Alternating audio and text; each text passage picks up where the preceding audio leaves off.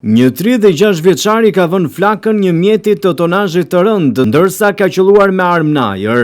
Ngjarja ndodhi në fshatin Panaja gjatë mesditës, kur një 36 vjeçar dyshohet se i ka vënë flakën një automjeti dhe më pas ka qelluar me çifte.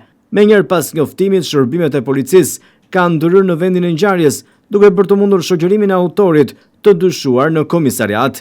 Paraprakisht burime nga policia thonë se 36 vjeçari ka qenë në gjendje të dehur. Grupi hetimor po punon për zbardhjen e plotë rrethanave të ngjarjes dhe motiveve që çuan në këtë incident, ndërsa pritet edhe një reagim zyrtar nga ana e policisë së qarkut të Vlorës për detaje të mëtejshme. Për momentin nuk ka shumë detaje nga kjo ngjarje e ndodhur në mesditë në fshatin Panaja, ku 36 vjeçari ka vendosur zjarrin një automjeti të tonazhit të rënd, sikundër po ndiqni nga pamjet. Më pas, ai ka qelluar në ajër me çifte. Nuk dihet nëse 36 vjeçari ka pasur më parë ndonjë konflikt që ka marrë këtë akt, por pritet që për rrethanat e kësaj ngjarje të hidhet dritë në orët në vijim.